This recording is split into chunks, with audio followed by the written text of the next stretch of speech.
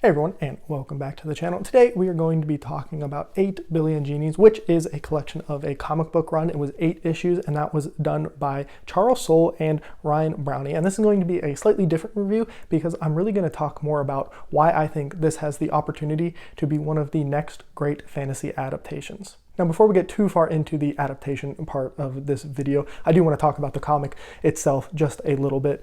I do think you should read this comic. If you have never read a comic before, I think this is a great opportunity for you to pick something up and thoroughly enjoy it. The artwork, which I'm going to throw some of it up here on the screen, is absolutely spectacular. I mean, it is some of the best artwork I have seen, especially because it's all color in comics and in manga. I mean, it is absolutely stunning.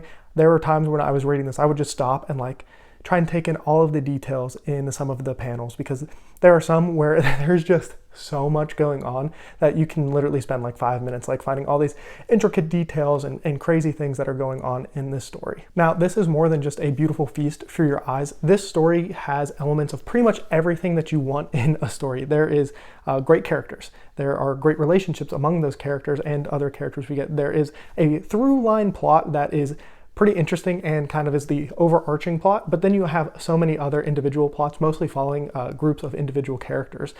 You have heartbreak, sadness, happiness, people realizing their goals, triumph, defeat. Just like the whole gambit of what you want in a story is encompassed in what is, while a decently long run of comics for an 8-issue comic, like it's a pretty thick bind up that I read that I got from the library of all 8 of the comics, it is in general a pretty short story, and I really think it is super well done. And I just realized I haven't even really said what the premise of this series is. So it's called 8 Billion Genies because the basic premise is everywhere, all at once, every single person in the world gets a genie, and every single person gets a wish. So you can imagine the chaos that giving every single person a wish at the same time could cause.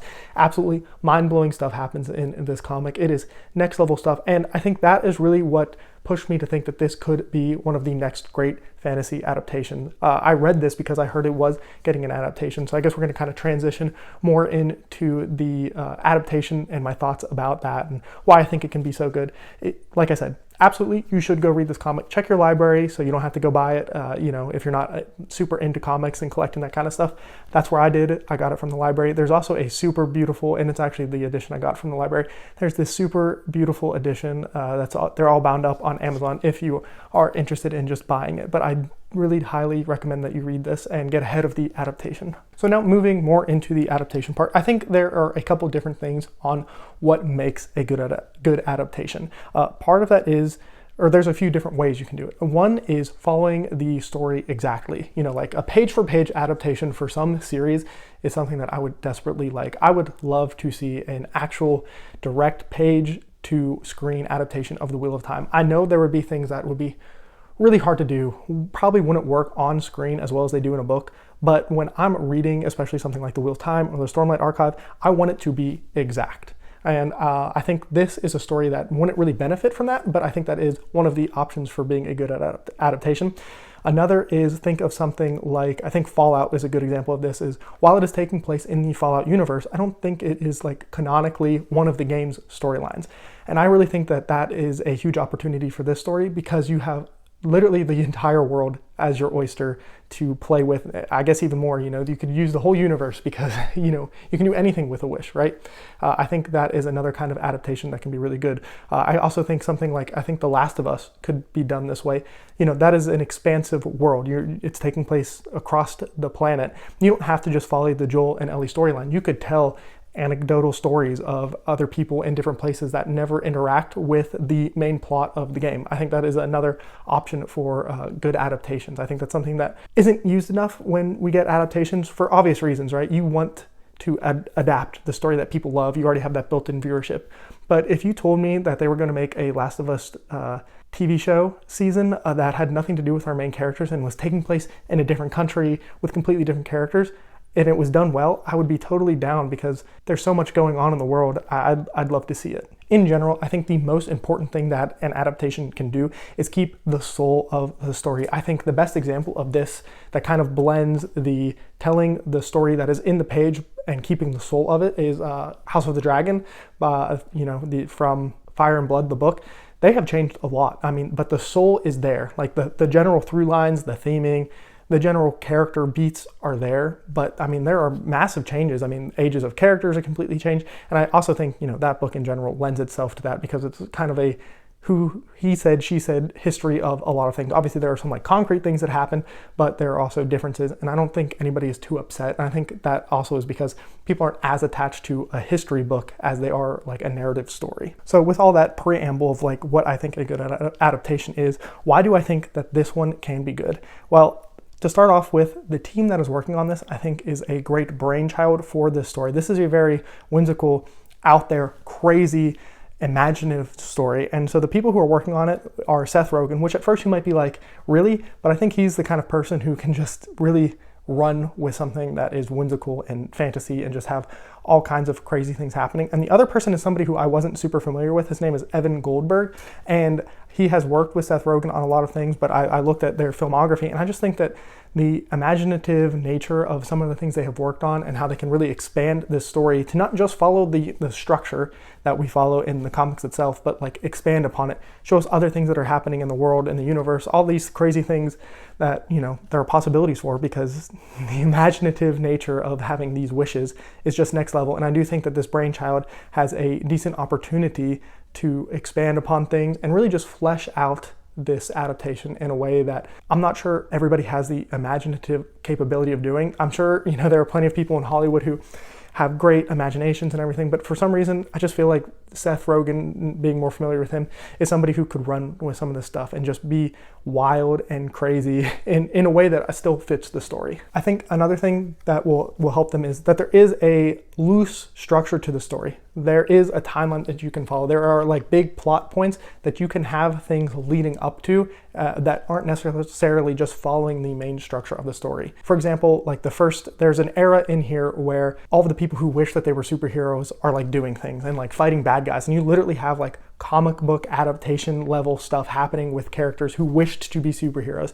There's some really great stuff related to that. And I could just see them expanding that, and that whole part of it alone could be a whole season or a whole, I don't want to say movie, but I guess they probably could be a whole movie. I don't know exactly how they're doing this adaptation. The only thing I know is that it is going to be a live action adaptation. I don't know if that's a movie, a TV show, or what. I did a little bit of research and didn't find all that much information about it.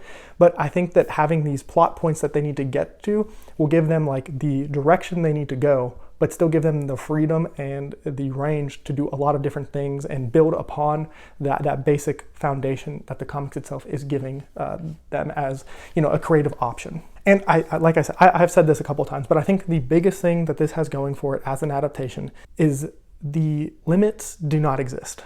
There are endless possibilities of what they could do. There could be all kinds of like multiverses built off of this.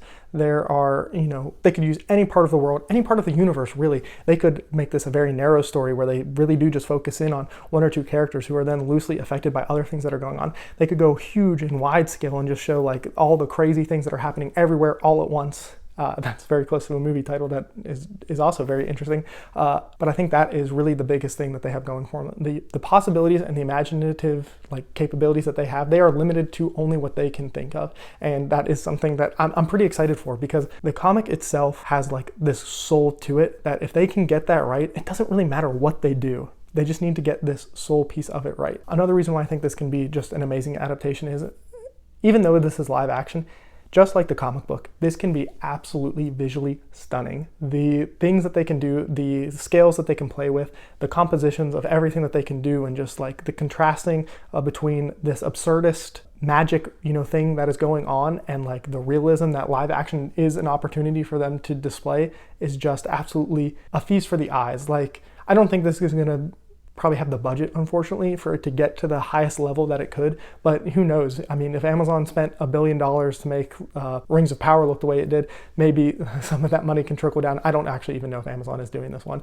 but I'm just kind of referencing, these shows have gotten huge budgets before in the past, and if they get that, I mean, hopefully you get a sense for what this story has and tells from some of the artwork that I showed earlier on, and maybe I'll throw another panel up here again just to like show you the scale of what is going on and what is happening and like how far out this series can get. So overall, I've been very positive about this. I really do think this has the opportunity to be such an expansive thing. They can have multiple spin-offs. This could be I don't want to say another MCU because it's different, but I mean, this could definitely be something where it is a new kind of universe that you can explore. I think maybe like The Boys, you know, it has The Boys and a spin-off show. I think 8 Billion Genies could absolutely have like a main story going through and then one or two tendrils. There we go, I can maybe speak.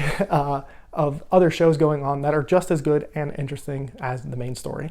But with all that being said, I do have some worries, obviously. I mentioned budget a little bit. I think this is the kind of series that would benefit from having a large budget, and who knows if they'll be able to get that. I didn't see anything about the amount of money they're getting for it or anything like that, but I do think that this is kind of a high dollar value series that needs to be treated that way, and I feel like if they don't have the budget to make it as fantastic and as out there as they can, it's going to fall a little bit flat, because that is one of the things that I enjoyed the most about this comic, was just how out there it was. Another thing that does make me slightly worried is the fact that it is live action. I'm not really a live action person. Preferably, I like animated stuff, whether it be like the 3D modeling kind of animation or just like, anime art. Either one of those I think works better for so many more stories. I know live action normally captures a larger audience, but like for me, the drawing would be just as good of an adaptation for most series. Like, I don't need live action. Like, a lot of people seem to really want that and push for that, and I understand that that is like the pinnacle for authors, is to get the live action adaptation, because it does seem to get the biggest piece of the pie. But I do worry that this series is so far out there and such crazy things that are happening, combining who knows what the budget is and the live action aspect of it. It makes me worry that maybe we can't get the pinnacle of what this story could be. And the last thing that makes me worry a little bit is that because this world is so big and expansive, if they don't follow those plot points that I mentioned and kind of that story structure that is laid out, I think they could really kind of get lost in trying to be too creative, which sounds crazy because I have mentioned multiple times throughout this video of like how creative they can be with this series. But I do think there's a certain soul that is a part of this comic that if you miss on that and you just kind of go just for some of the surface level things that happen, I'm really thinking of the visual aspects of it and just like being as far out there as possible, I do think, that would hurt the series overall. And as much as I do think Seth Rogen and Goldberg have the opportunity and the creative mindset to do this well, part of me thinks that, depending on which way they take it, it could be wrong, and it could just miss out on that soul.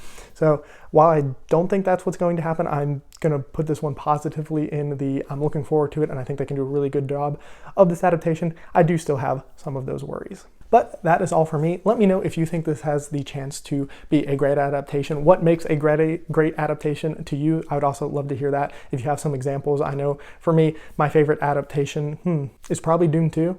Specifically, Dune 2 is probably my favorite book to movie adaptation. I absolutely love Dune Part 2. But I'd love to hear what yours are down below in the comment section. And once again, I think this is a great place for you to start a comic journey, and I absolutely implore you to give it a chance. But that's all for me, and as always, have a good one.